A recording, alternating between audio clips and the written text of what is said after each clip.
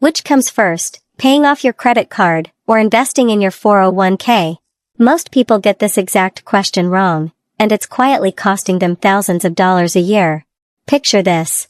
You've got $400 in a savings app that pays basically nothing. You've got a 401k you signed up for on day one at your job and haven't touched since. You couldn't tell anyone what it's invested in if they asked. You've got a credit card balance that creeps up every few months, gets paid down, and then creeps back up again, like some kind of financial tide you can't control. And somewhere in the back of your mind, there's this nagging feeling, am I even doing this in the right order? Should more of this be going to debt? Should more be going to investing?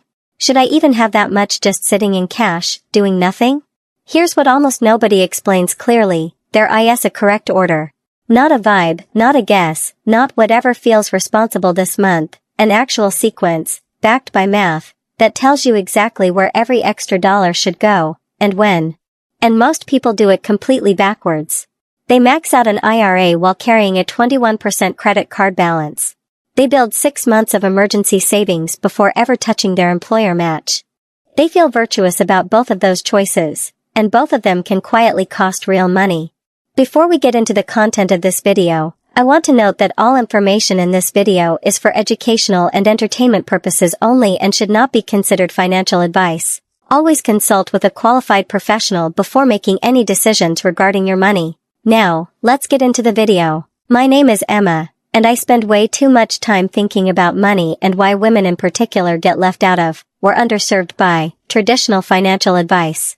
If this video saves you from making the same ordering mistake I made in my 20s, do me a favor and hit subscribe. It tells me this kind of breakdown is actually useful, and I'll keep making them. Let's get into the actual order.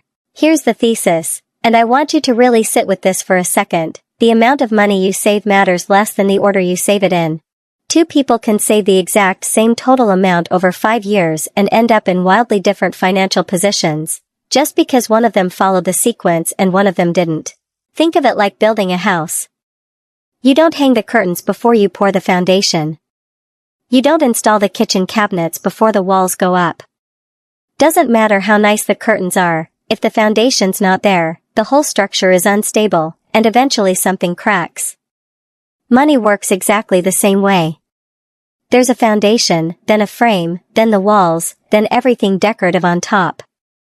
So let's build it, tier by tier, and I'm going to go deep on each one, because the details are where people usually go wrong. Tier 1, the starter safety net. Before anything else, before investing a single dollar, before even thinking about debt, you want somewhere between $500 and $1,000 sitting in a separate account you genuinely don't touch. Not your checking account. Not the same app you use for weekend plans. A separate, slightly annoying to access account. This isn't your full emergency fund, think of it as a shock absorber, not a parachute. Its only job is to make sure a flat tire, a vet visit, or a broken laptop charger doesn't become a credit card balance. And this step matters more than people give it credit for. According to the Federal Reserve Survey of Household Economics and Decision-Making, 37% of U.S. adults couldn't cover a $400 emergency expense with cash or its equivalent. That's more than 1 in 3 people, one unexpected expense away from going into debt. Tier 1 exists purely to get you out of that group, fast, before we touch anything else on this list. It usually takes a month or 2. Don't overthink it, don't optimize it, just build it and move on. Tier 2, and this one is genuinely non-negotiable if it's available to you, the full employer 401k match. If your company offers to match your retirement contributions up to a certain percentage of your pay, and you're not contributing enough to capture the entire match, you are actively leaving free money on the table every single paycheck. I want to be really clear about the language here. This isn't good return money, like a smart investment choice. This is free money. Handed to you. That you are currently declining. In 2026, the IRS allows employees to contribute up to $24,500 to a 401k, with combined employee and employer contributions capped at $72,000 total. You don't need to get anywhere near that full ceiling right now, most people never will in a given year. You just need to contribute enough to trigger whatever match formula your company offers. A common setup is 50 cents on the dollar up to 4, 5, or 6% of your salary. Skipping this step to build up extra savings first, which so many people do because it feels safer, is one of the most common, and most expensive, ordering mistakes out there. You're choosing 0% guaranteed cash over a 50% guaranteed return. No investment anywhere does that. Tier 3, high-interest debt. This is where it gets uncomfortable for a lot of people, because it means deliberately pausing extra investing to attack debt aggressively, which can feel counterintuitive when everyone tells you to always be investing. But here's the math that makes it non-negotiable. The average credit card interest rate sits at around 21% APR, according to Federal Reserve consumer credit data. 21%. Say that number out loud to yourself. There is no reliable, legal investment on earth that consistently returns 21% a year, not even close. So carrying a credit card balance while investing extra money elsewhere means you're guaranteed to lose that math every single time. You're paying 21% on one side while hoping for maybe 7 or 8% on the other. That's not a strategy, that's a leak in the boat. High-interest debt, generally anything sitting above roughly 8%, gets paid down aggressively before you move on to the next tier. Lower interest debt, like a lot of student loans or a mortgage, is a different conversation for a different video. This tier is specifically about the expensive stuff. Tier 4, now we circle back and finish building out the emergency fund properly. Once high-interest debt is handled, work toward 3 to 6 months of essential expenses, rent, groceries, utilities, minimum debt payments, sitting in a separate, boring, high-yield savings account. I say boring on purpose. This money's entire job is to exist and be accessible, not to grow, not to impress anyone, not to be clever. If you're self-employed, work a variable income job, or are the sole income in your household, lean toward the 6-month side. If you've got a stable job and a second income in the household, 3 months is often plenty. This is also the tier where a lot of people accidentally start too early, building a huge cash cushion before ever touching tier 2 or tier 3, and end up sitting on cash that's quietly losing value while a credit card balance costs them 21% in the background. Tier 5, Roth IRA and HSA, if you have access to one. In 2026, the IRA contribution limit is $7,500. A Roth IRA in particular is worth understanding well, because you contribute after-tax dollars now, and in exchange, that money grows completely tax-free for decades and comes out tax-free in retirement. For someone in her 20s or 30s, that's an enormous amount of runway for compounding to do its thing untaxed. And an HSA, if you have a qualifying high-deductible health plan, is arguably even better on paper. It's one of the only triple tax-advantaged accounts that exists, tax-free going in, tax-free growth, and tax-free coming out, as long as it's used for qualified medical expenses. Tier 6, and this is the tier where things start to feel less urgent and more like a long game, which is exactly why people underestimate it.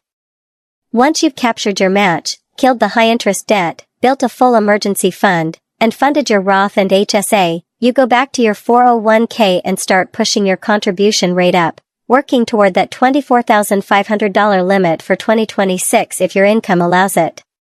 Here's why this tier deserves more than a passing mention.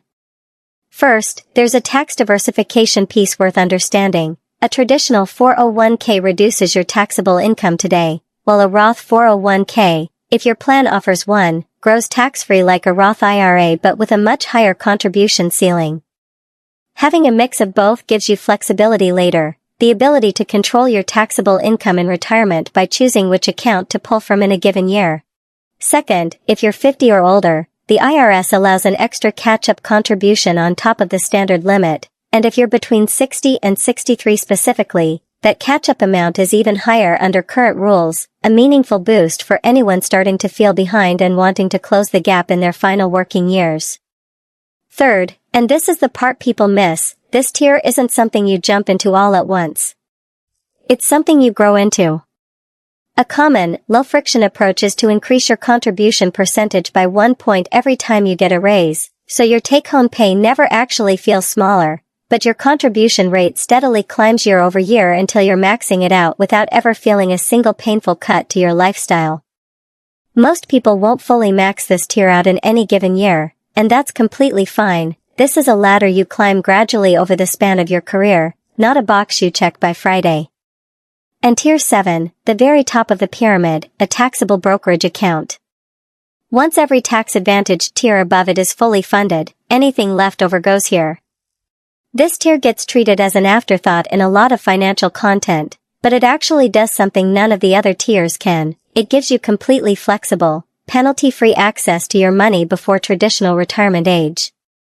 Everything in Tiers 5 and 6 is generally locked up until your 60s without a penalty, which is exactly what makes it powerful for retirement, but also exactly why you need money somewhere more flexible too.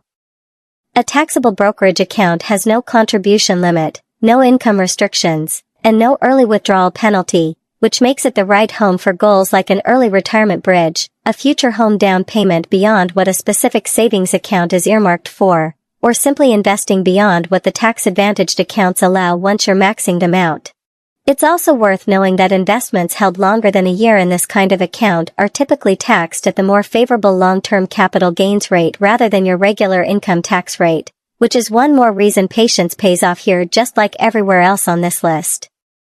If you're not at this tier yet, that's not a failure. Reaching Tier 7 usually means every single one of the first 6 tiers is already fully in place, and that alone puts you ahead of the vast majority of people your age.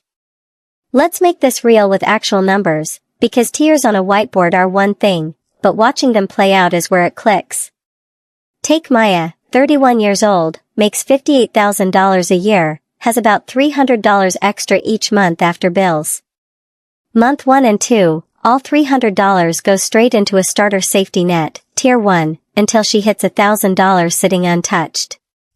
That takes her a little over 3 months, since she rounds up a bit some months. Once that's built, she redirects every dollar to hit her full 401k match. Her company matches 50 cents on the dollar up to 4% of her pay, so she bumps her own contribution up to that 4% threshold. She's now capturing an extra chunk of free money every single paycheck that she genuinely wasn't getting before, at zero additional cost to her beyond redirecting money she was already saving. Next, Tier 3, she turns to a lingering $1,900 credit card balance sitting at 22% interest. She throws every spare dollar at it for about 6 months straight until it's completely gone. And here's the reframe that made this click for her. Paying off debt at 22% interest early is mathematically the same as earning a guaranteed 22% return, something no index fund, no crypto trade, no hot stock tip can promise her with any certainty.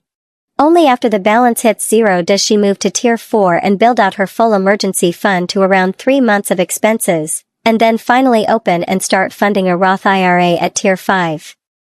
She's nowhere near Tier 6 and 7 yet, and that's the point. She's 20-something months into the process, and she's already ahead of where she was, one tier at a time, in order. Now fast forward with Maya a few years. She's 35, she's had 2 raises, and her income's grown to $71,000. Tiers 1 through 5 are fully in place and running quietly in the background, the safety net's funded, she's still capturing her full match, the credit card's been paid off for years, her emergency fund covers 3 months of expenses, and her Roth IRA gets funded automatically every January now. Each time she got a raise, she followed that 1-point rule from Tier 6, bumping her 401k contribution up by 1 percentage point instead of letting her whole raise flow into everyday spending. She barely noticed the difference in her paycheck each time, but 4 raises later, she's now contributing 12% of her salary to her 401k, well on her way toward that full $24,500 limit as her income keeps climbing. And because she's contributing to both a traditional and a Roth portion of her 401k, she's got that tax flexibility built in for retirement without having had to think about it much at all. Then, this year, something new happens. After funding Tier 6 for the first time at a level she's comfortable with, she still has a little left over each month. So she opens a taxable brokerage account, Tier 7, and starts investing a modest $50 a month into a simple index fund, specifically earmarked for a home down payment 8 to 10 years out. Nothing dramatic, nothing complicated, just the natural next tier, unlocked because everything underneath it was already solid. That's the whole point of the order. It's not about hitting every tier at once, it's about each tier eventually opening the door to the next one, in its own time. Here's the part that matters beyond the spreadsheet, though. Following an order like this isn't just about optimizing returns on paper, it fundamentally changes your relationship with money. Instead of that constant, low-grade anxiety of am I doing enough, am I doing this right, should I be doing something different, you get a checklist. You always know exactly what your next dollar is for. That clarity is worth almost as much as the math itself, honestly, because so much financial stress isn't actually about not having enough money, it's about not having a system, and feeling like you're guessing every single month. Now, the cautionary turn, because I want to be honest about what happens when people skip the order. Usually it's one of two things.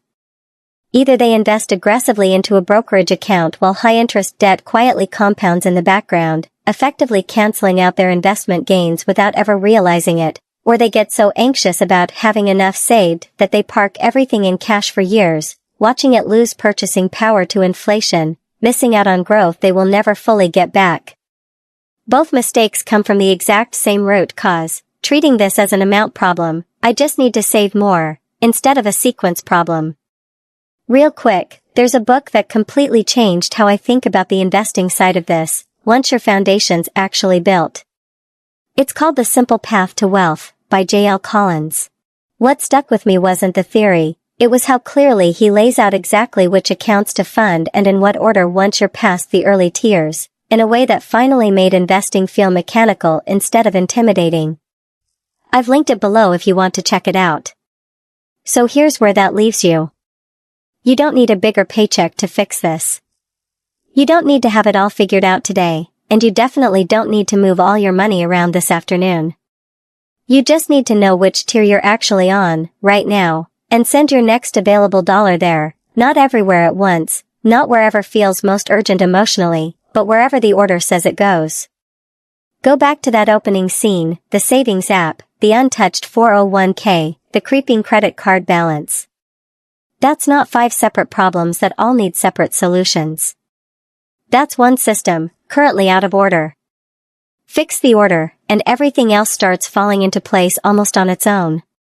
If this helped you see your own money differently, subscribe, and let me know in the comments which tier you're on right now. I read every single one.